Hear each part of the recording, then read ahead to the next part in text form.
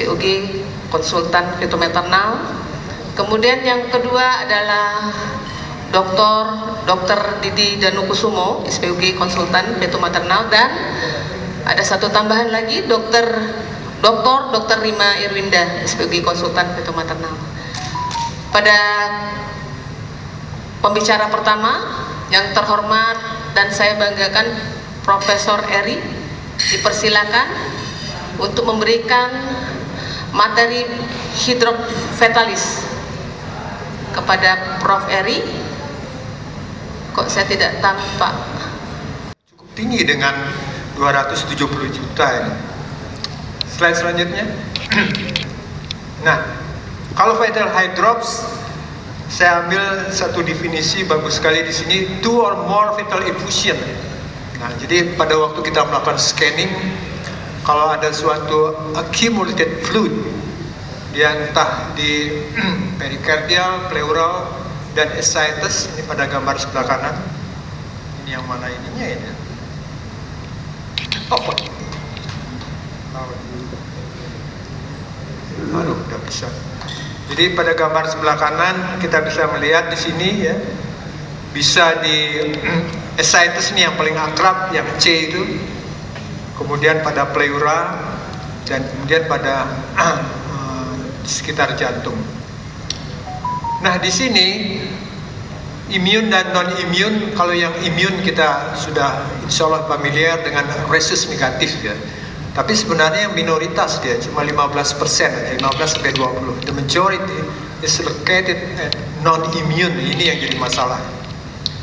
Slide berikutnya. Nah, ini dia, 90% sini ya. Slide berikutnya. Wanita hamil akan meningkatkan risiko untuk kelainan aneuploidy, kelainan dalam hal jumlah kromosom. Ya, jadi kalau kita lihat di usia 20 tahun dibandingkan usia 35 tahun, peluang untuk terjadinya kelainan aneuploidy ini 4 kali lebih besar.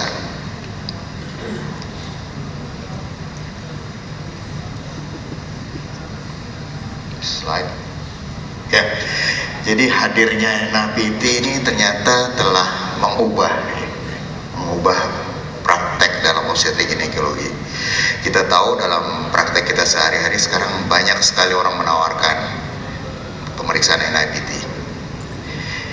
Jadi pemeriksaan NIPT ini kelebihannya adalah untuk screening lebih akurat dengan angka false positifnya yang lebih rendah, sehingga pada beberapa tempat mengurangi keperluan akan tindakan invasif seperti amniocentesis dan coronary sampling. Slide. Bagaimana di Indonesia? Ternyata di Indonesia ini kalau kita lihat kelainan bawaan itu dari bayi yang lahir kira-kira ada 59 dari 1000 kelahiran hidup. Jadi angka kelainan bawaan pada bayi baru lahir ini kira-kira 6%. Dan angkanya tiap tahun meningkat. Slide. Ya, kenapa kita melakukan prenatal testing? Tentunya kita akan menyiapkan tindakan selanjutnya setelah kita dapatkan kelainan ini. Kemudian tentunya bagaimana kita menangani untuk mendapatkan sumber daya yang cocok untuk misalnya kita dapatkan kelainan. Pengetahuan mengenai faktor resiko, lalu pemeriksaan screening, pemeriksaan diagnostik dan konseling pada kasus kelainan kromosom. Dan deteksi dini ini sebenarnya bisa kita tawarkan pada seluruh ibu hamil. Mungkin bukan ditawarkan, tapi diberi informasi kepada seluruh ibu hamil bahwa pemeriksaan screening kelainan kromosom ini bisa dilakukan. Tujuannya adalah memberikan informasi kepada orang tua mengenai kesehatan janin yang dikandungnya dan juga persiapan di kemudian hari pada saat dilahirkan. Slide berikutnya. Ini tidak terlalu banyak untuk slide-nya, mungkin sekitar ada 8 slide. Yang pertama adalah seperti Dokter Didi katakan, kita perlu memberikan informasi kepada semua ibu hamil bahwa pemeriksaan screening kelainan kromosom itu ada. Meskipun kita berpikir bahwa pasien ini tidak mampu untuk membayar NIPT, tapi perlu kita beritahu. Mungkin sebagai suatu trik kalau kita menangani pasien BPJS di rumah sakit, mungkin caranya adalah kita membuat suatu video di poliklinik atau dengan flyer, sehingga kita tidak perlu berkali-kali menjelaskan bahwa pemeriksaan ini ada. Lalu yang kemudian NIPT merupakan screening yang paling akurat. Tadi Dr. Didi juga sudah mempresentasikan berapa detection rate dari masing-masing modalitas yang bisa kita kerjakan untuk pemeriksaan screening kelainan kromosom. Dan untuk pasien dengan usia di atas 35 tahun, riwayat kehamilan dengan abnormalitas kromosom, riwayat abnormalitas genetik pada keluarga, dan riwayat keguguran berulang, ini kita tawarkan untuk melakukan pemeriksaan NIPT. Apapun hasil dari pemeriksaan USG trimester 1-nya, meskipun kita mendapatkan USG trimester 1-nya normal, tetap kita tawarkan untuk melakukan pemeriksaan NIPT dan bisa kita kerjakan usia kehamilan 10 minggu. Meskipun beberapa kepustakaan mengatakan 9 minggu sudah bisa dikerjakan, namun kadang-kadang akurasi penentuan usia kehamilan sedikit meleset, jadi kita berpikir bahwa 10 minggu lebih aman. Kita harapkan fetal fraction-nya sudah di atas 4%. Slide berikutnya. Nggak bertanya. Saya bertanya ke Dr. Didi dan Dr. Rima. Untuk NIPT, Dr. Didi dan Dr. Rima karena sudah dari Satgas, jadi kita di Peto Maternal siap semua untuk melakukan mulai dari konseling sampai akhir. Hanya jika mendapatkan opsi bahwa pasien dan suami mungkin tidak berniat melanjutkan, kita lalu kemana? Karena selain pemeriksaannya harganya lumayan besar, dan sepertinya juga nanti yang konseling kita juga dapat ya, kalau nggak salah ya Dr. Rima, Dr. Didi, dapat dari sekian persen dari yang dibayarkan pasien. Lalu kemudian di ujung nanti kalau kita menerima, terlepas dari sudah terkonfirm oleh CVS atau amniocentesis, kita di mana perannya itu, dok? Apa melimpahkan lagi ke teman Obgynsos atau bagaimana, dok? Karena ini sudah dari Satgas, jadi kita ngikut. Hanya kita di depan ini mau lanjut terus berablas sampai mengeluarkannya, atau memang cukup sampai di konselingnya. Ada suatu pernyataan bahwa boleh dilakukan terminasi kehamilan pada keadaan yang membahayakan ibu dan janin, tapi memang tidak dijelaskan yang membahayakan ibu dan janin itu seperti apa. Apakah trisomi 21 membahayakan janin, padahal sebenarnya dia bisa hidup. Nah, itu tidak ada ya, tidak ada kata-kata tersebut. Mungkin dari saya sekian. Mungkin Dr. Didi mau. Baik, terima kasih Dr. Iman. Terima kasih Dr. Rusdi. Jadi memang ini, kalau tadi perjalanan yang ujung ini kan susah memang. Waktu kami kemarin diskusi dengan Dr. Rima, kita buat algoritma Dr. Rima ya. Tapi ujungnya itu memang kalau kita mau, misalnya ternyata kelainan ini kita dapat kelainan letal, trisomi 13-18, kita nggak berani terus bilang ini terminasi gitu. Jadi memang itu kita mesti lihat kasus per kasus. Di rumah sakit biasanya kita konsultasi dengan komite etik dan hukum rumah sakit. Tentunya dengan segala pertimbangan, ada ahli hukum, ada ahli psikologi, ada ahli agama. Nanti keputusannya tentunya tetap ada keputusan pada keluarga, tetapi kita telah memberikan informasi yang akurat. Barangkali itu jawaban saya. Terima kasih.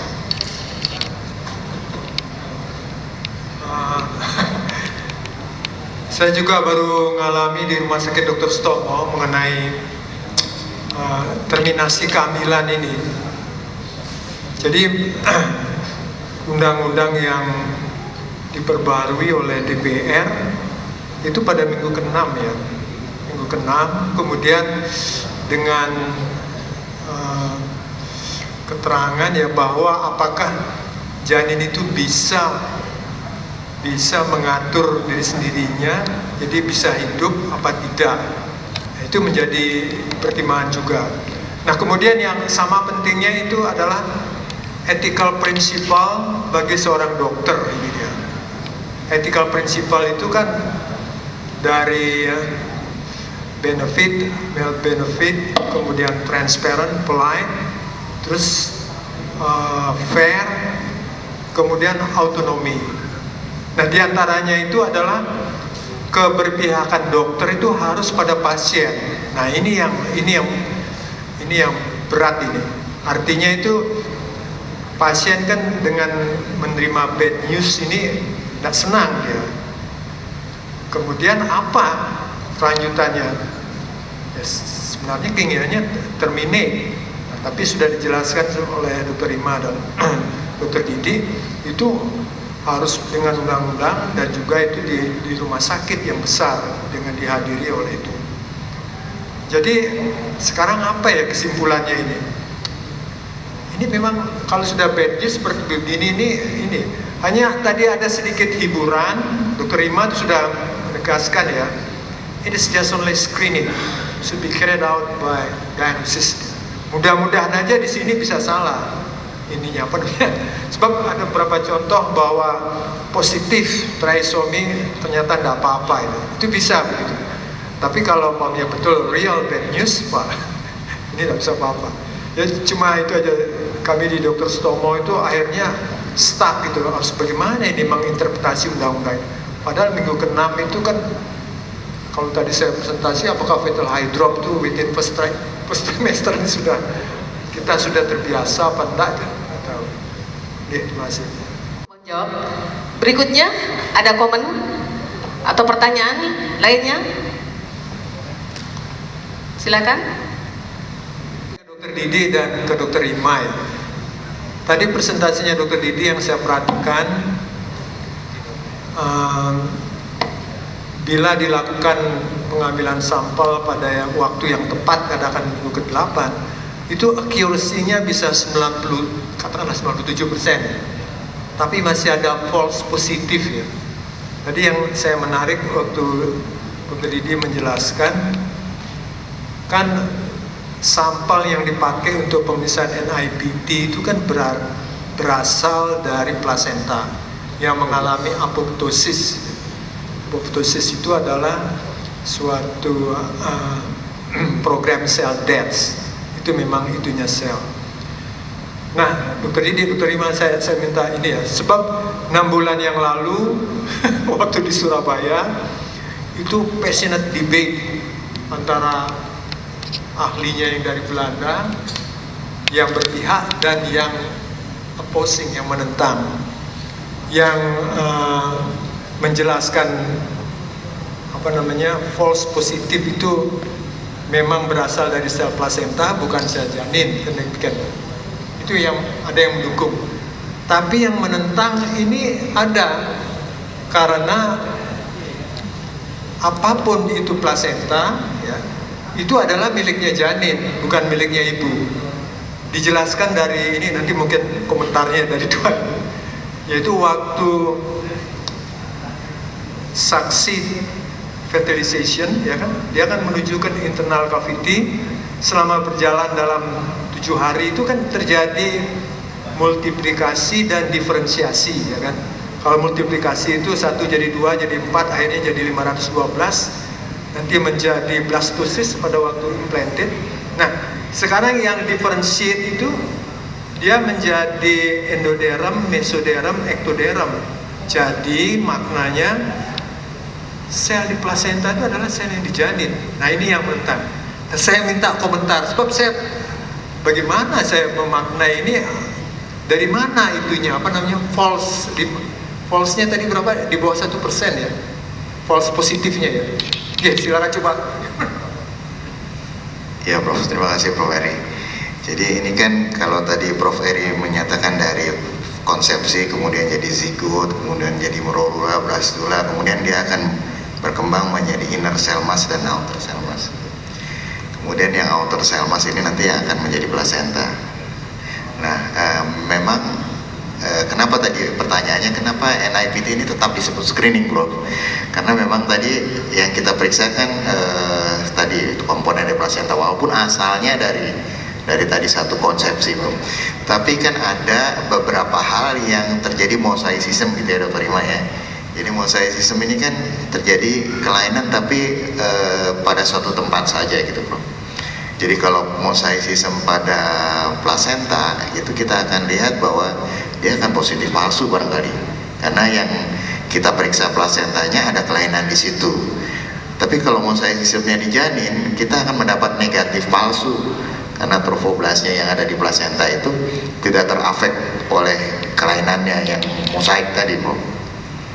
Gitu, Prof. Jadi gitu, Prof. Jadi jawabannya mosaicism, walaupun ada beberapa hal kondisi ibu tadi Dokter Rima sudah sampaikan ya, misalnya obesitas, kemudian ibu yang sedang kemoterapi, ibu yang sedang pemeriksaan memakai antikoagulan, itu juga akan memberikan hasil yang tidak akurat gitu, Prof. Mungkin Dokter Rima menambahkan.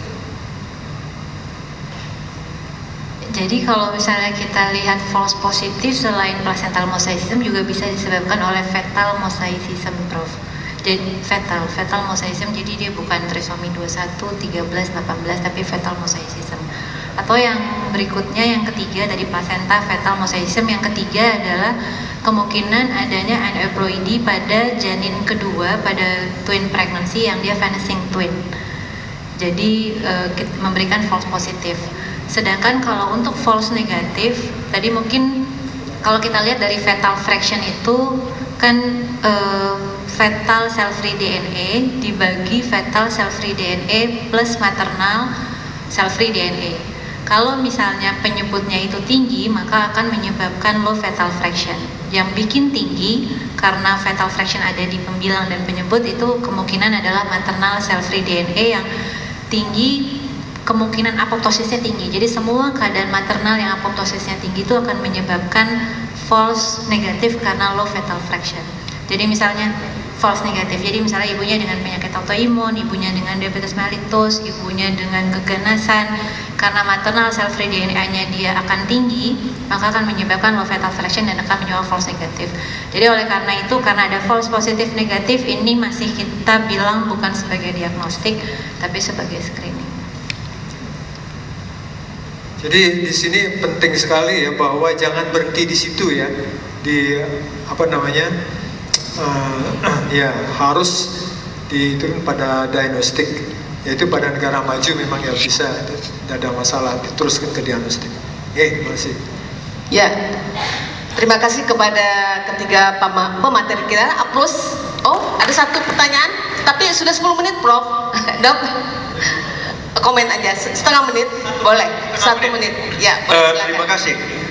Menarik, dibutuhkan suatu tindakan ya karena harapan hidupnya nggak ada, maka tindakan pengakhiran kehamilan itu menjadi opsi. Tapi undang-undang kita sepertinya belum membuka ruang untuk itu. Tapi pada Undang-Undang Kesehatan Reproduksi 204 di sana dibolehkan, betul yang kata Dokter Rima, kalau membahayakan jiwa ibu dan anak, atau kehamilan karena kasus perkosaan atau incest ya, itu ada peluangnya. Nah sekarang untuk kondisi-kondisi ini, kalau memang secara apa namanya keilmuan dan pemeriksaan kita itu memang letal, why not? Artinya memang kondisinya tidak kan. Nah poin-poin seperti itulah yang perlu kita sampaikan nanti pada konseling. Jadi sebetulnya ada peluangnya. Pada Undang-Undang Kesehatan yang tahun 2023, Undang-Undang nomor 17 tercantum lagi itu. Tapi ada batasan lagi, dan malah lebih ini, sampai 14 minggu masih dibenarkan, 14 minggu ya. Nah dulu kan perdebatannya di situ. Pada saat apa yang aman itu apa? Dalam Undang Kesehatan Reproduksi selambat-lambatnya 40 hari keterlambatan haid terakhir. Itu beberapa poin yang sebetulnya harus kita pikirkan dalam kondisi-kondisi seperti ini. Hanya komentar, terima kasih. Bahwa janin itu tidak bisa hidup dengan kemampuannya dia. Kalau secara USG kan kita bisa tahu yang mayor, yang minor ya. Nah ini kami coba, mungkin Dokter Sul yang harus ngomong. Ini ada twin yang paling jelek, apa namanya itu? Bukan satu organ, misalnya jantungnya satu, ya conjoined twin. Nah ini indikasi untuk terminasi. Kita jelaskan karena dilakukan koreksi tidak bisa kalau sudah pada jantung. Jadi joiningnya itu pada transabdominal masuk pada jantung. Nah itu realita di lapangan. Ini saya membantu Dr. Agus Sul di dalam kelompok ini, sudah berapa yang jadi itu, tapi tetap dengan persetujuan, dan kita sangat memperhatikan ethical principle tadi, diantaranya itu otonomi, kemudian kita menjelaskan yang sejujur-jujurnya, transparan, politely, kemudian kita harus memperhatikan ada key personnya di sana, jangan sampai menjelaskan mereka itu tidak paham apa yang dijelaskan, dan memberi kesempatan pada mereka untuk berpikir, menganalisa, dan akhirnya memutuskan. Terima kasih Prof. Eri. Baik, demikian mungkin sesi kuliah pakar pada sore hari ini. Terima kasih kepada ketiga pemateri sore ini. Saya akhiri dengan satu pantun boleh ya? Karena memang kuliah pakar itu menyenangkan sekali ternyata. Patah tongkat dari besi. Cakep. Karena terkena radiasi. Harapan singkat beri presentasi semoga bisa jadi solusi. Demikian sesi kuliah pakar kami akhiri. Wabillahi taufiq wal hidayah. Assalamualaikum warahmatullahi wabarakatuh.